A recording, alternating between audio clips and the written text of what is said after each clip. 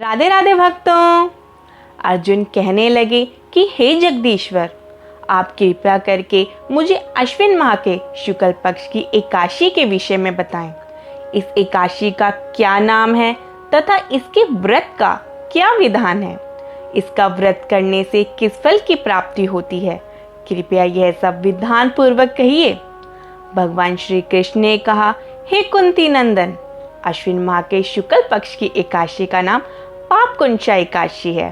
इसका व्रत करने से सभी पाप नष्ट हो जाते हैं तथा व्रत करने वाला अक्षय पुण्य का भागी होता है।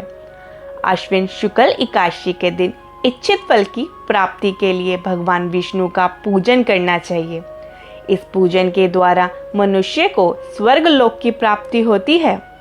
हे अर्जुन, जो मनुष्य कठिन तपस्याओं के द्वारा फल की प्राप्ति करते हैं, वह फल इस एकादशी के दिन क्षीर सागर में शेषनाग पर शयन करने वाले भगवान विष्णु को नमस्कार कर देने से मिल जाता है और मनुष्य को यम के दुख नहीं भोगने पड़ते। मनुष्य को पापों से बचने का दृढ़ संकल्प करना चाहिए। भगवान विष्णु का ध्यान स्मरण किसी भी रूप में सुखदायक और पापनाशक है, परंतु पाप कुंचा एकादशी के दिन प्रभु का स्मरण कीर्तन सभी कलेशों व पापों का शमन कर देता है। पाप कुंचा एकादशी के व्रत की कथा कुछ इस प्रकार है। प्राचीन समय में विंध्य पर्वत पर क्रोधन नामक एक बहेलिया रहता था। वह बड़ा क्रूर था। उसका सारा जीवन हिंसा, लूटपाट, मद्यपान और गलत संगति पाप कर्मों में बीता। जब उसका अंतिम समय आया तब यमराज के दूत बहेलिये को लेने आए और यमदूत ने बहेलिये से कहा कि कल तुम्हारे जीवन का अंतिम दिन है, हम तुम्हें कल लेने आएंगे।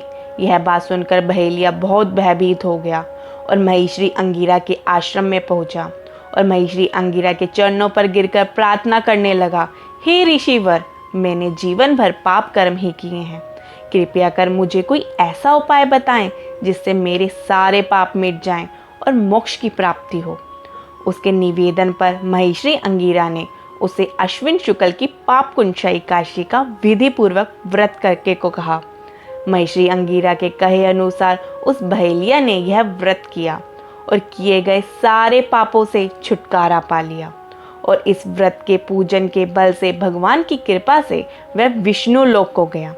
जब यमराज के यमदूत ने इस चमत्कार को देखा तो वह बहेलिये को बिना लिए ही यमलोक वापस लौट गए। राधे राधे।